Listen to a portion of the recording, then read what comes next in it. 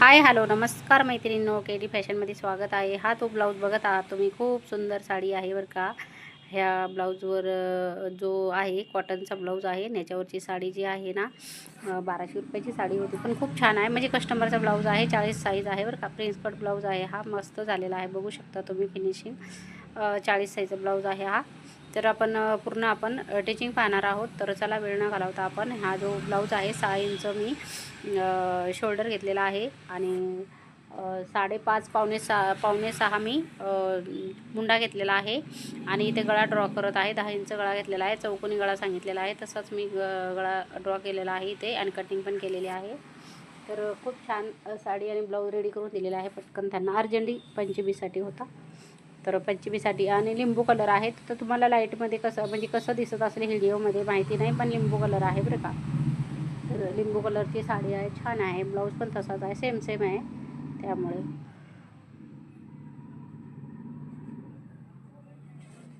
चौकोनी कटिंग केलेलं आहे आणि लगेचच आपण इथे पिनअप करून घेते आणि टिचिंग करून घेते पटापट। चॅनलवर नवीन असाल तर चॅनलला सबस्क्राईब करा, लाईक करा आणि कमेंट पण करा बरं का मैत्रिणींनो, छान आणि खूप छान असेच व्हिडिओ पाहत राहा सर्वांनी। तर चला आता आपण टिचिंग करून घेऊया आणि पलटी करून घेऊया, कारण की आहे ना मशीन जरा अंधारातच होती म्हणजे, त्यामुळे थोडंसं लाईट कमी दिसत आहे तुम्हाला।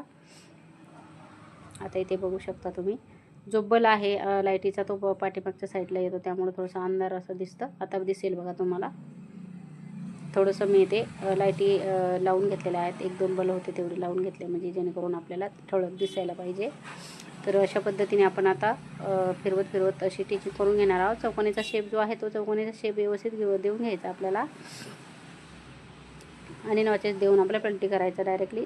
सांगितलं होतं लेस दाखवा, पण त्यांना पंचमीच्या दिवशी एकदमच अर्जंट पाहिजे होता, त्यामुळे मग असं झालं की लेस वगैरे काही नाही लावली, कारण की त्यांना पाहिजे होती सेम टू सेम लिंबू कलरची लेस अशी पाहिजे होती। तर ती नव्हती माझ्याकडं, गोल्डनची होती, तर ती गोल्डनची वेगळी वाटते ना, त्याच्यासाठी मग नाही लावली। तर डायरेक्ट पलटी करून मी तापटीच केलेली आहे। आणि जेवढा आपण सुती कपडा असं नाही का कॉटनचा असं घेतो ना, तर त्या ब्लाऊजला खूप जास्त अशी फिनिशिंग येत असते। तर इथे मी डबल टिच केलेला आहे बघा। एकदा मी टिचिंग मारली आणि डबल अशा पद्धतीने टिचिंग करत आहे आणि मग म्हणजे 3 टिपा येतात त्याच्यावरती, अशी पण तुम्ही फिनिशिंग देऊ शकता किंवा मग गोट पण करू शकता। पण हा जो ब्लाऊज आहे त्याला गोट करायला बिलकुलच कपडा नव्हता, कारण की हा जो ब्लाऊज आहे तो 40 साईजचा आहे आणि नेसता भागाला साडीच्या मध्येच होता तो ब्लाऊज, त्यामुळे त्या स्वतः आल्या होत्या, त्या बोलल्या की 80च्या वरती काढूच नका माझं जो ब्लाऊज आहे, कारण की साडी मला मोठी लागते। तर त्या हिशोबाने हा ब्लाऊज झालेला आहे, पण छान झालेली आहे आणि छान फिनिशिंग आलेलं आहे, त्याला काही प्रॉब्लेम नाही। एवढंच आहे की जास्त कपडा वगैरे मला भेटलाच नाही, थोडा पण नाही भेटला। आणि समोरच्या साईडला गळ्याला सुद्धा पायपिंग मी जो अस्तरचा कपडा होता ना, त्याने डायरेक्टली मी पट्टी लावली आतल्या साईडला आणि तुरपाई कशी करतो त्या हिशोबाने, कारण की अजिबात कपडा राहिला नाही त्यांचा। आणि जो गळ्याचा जो थोडासा चौकोनी कट केला होता, त्याच्यामध्ये 2 लटकनचे आपले जे गोंडे असतात ना, ते गोंडे मी तयार करून दिले त्यांना। तर इतकी त्या ब्लाऊजचं एवढं हे झालं ना की कपडाच नाही उरला त्यांचा थोडा पण। त्यांनी सांगितला की थोडाच कपडा काढा, मला साडी पुरत नाही। हेल्दीचं कसं असतं, जर मीडियम असेल ना व्यक्ती तर त्यांचा ब्लाऊज परफेक्टली होतो 80 काढल्यावरती, पण इथे कसं रुंदी आणि लांबी व्यवस्थित असेल तर मग ब्लाऊज होतो।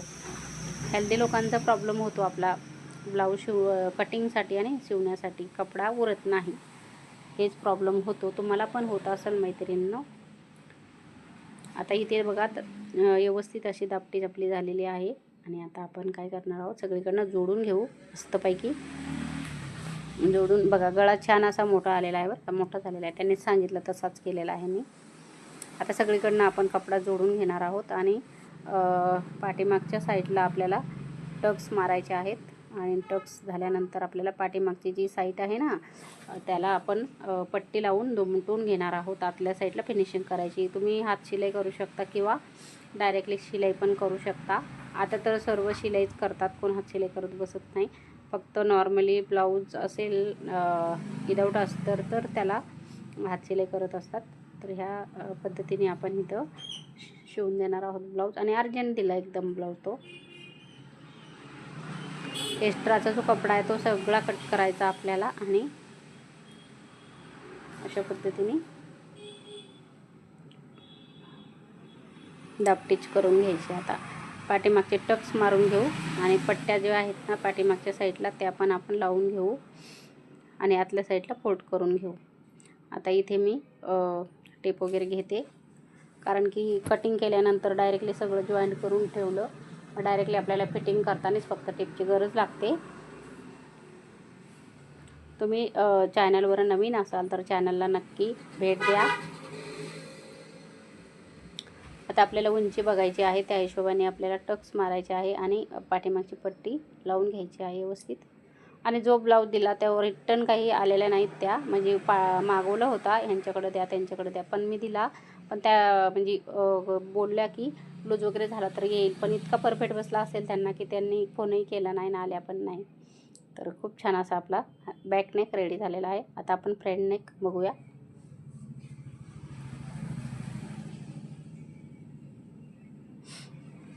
आता ही झाली बॅक नेकची पट्टी पूर्ण.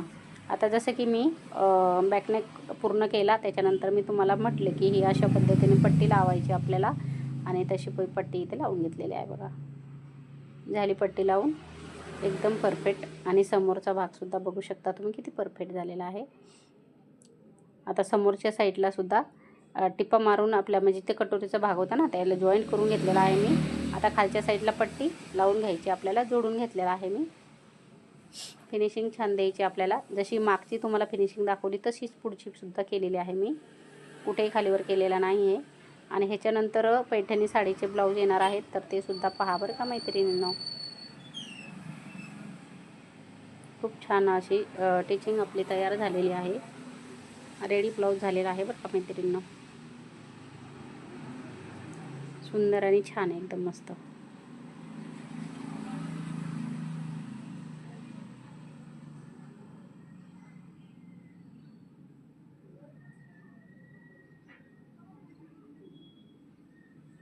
हुकलूकची पट्टी आपल्याला दोन्ही साईडला व्यवस्थित लावून घ्यायची. इथे अस्तरचा कपडा होता ते लावून घेतला मी,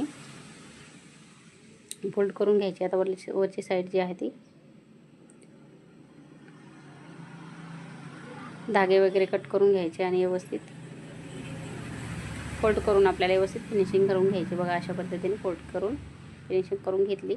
तर मी लुकची पट्टी हुकची पट्टी करून घ्यायची तयार आणि गळ्याला पायपिंग करायची आहे. तर आता का मोठे व्हिडिओ बनवायला मला वेळच भेटत नाही आहे, त्यामुळं जरासं लेट व्हिडिओ येत आहेत बरं का माझे, तर समजून घ्या. आता बघा अशा पद्धतीने आपल्याला पायपिंग करायची. पायपिंग पण खूप सुंदर झालेली आहे बरं का आपली. आणि आता पायपिंग झाल्यानंतर आता मी जोडून घेतलेला आहे आणि ब्लाऊजची फिटिंग करत आहे. तुम्ही पाहत असाल जॉईन करून घेतल्यानंतर मी इथे फिटिंग करत आहे ब्लाऊजची. आता इथे स्लीव जोडत आहे मी. स्लीव जोडल्यानंतर फिटिंग. एक स्लीव मी तुम्हाला दाखवलेली आहे, ही सुद्धा दाखवते आणि फिटिंग दाखवते लगेच. तर पूर्ण ब्लाऊजचा लुक तुम्ही पाहू शकता. आणि स्लीव पण लांब आहे बरं का ह्या ब्लाऊजची, स्लीव पण लांब आहे.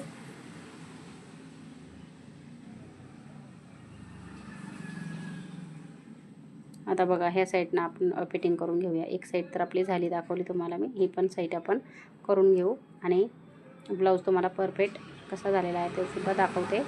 तर 40 साईजसाठी आपल्याला कमरेची फिटिंग आपले मार्किंग करायची आहे आणि हाताची पण मार्किंग, दंडघेरची पण मार्किंग व्यवस्थित 7-7 करून घ्यायची आहे. मग ती पाटापाटापट टाकून घ्यायची आहेत.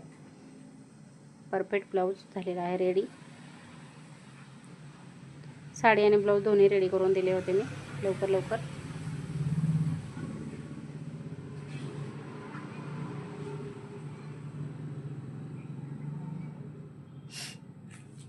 फिटिंग परफेक्ट आली आहे का ते बघत आहे मी. झालेली आहे फिटिंग आपली.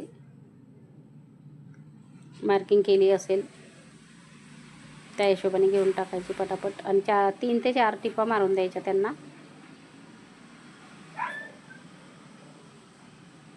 चला आता आपण भेटूया पुढच्या व्हिडिओमध्ये. असे छान छान व्हिडिओ पाहत राहा मैत्रिणींनो.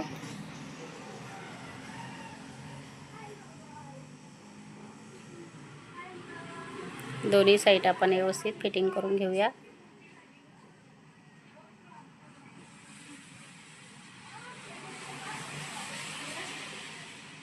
झाला रेडी ब्लाऊज आपला. बघू शकता फिटिंग कशी परफेक्ट आलेली आहे बघा. बगलेमध्ये आपले खालीवर झालेले नाही. खूप छान असा ब्लाऊज आपला रेडी झालेला आहे. चला नेक्स्ट व्हिडिओमध्ये भेटूया मैत्रिणींनो. चला बाय बाय. खूप छान लुक आलेला आहे आपल्या ब्लाऊजला.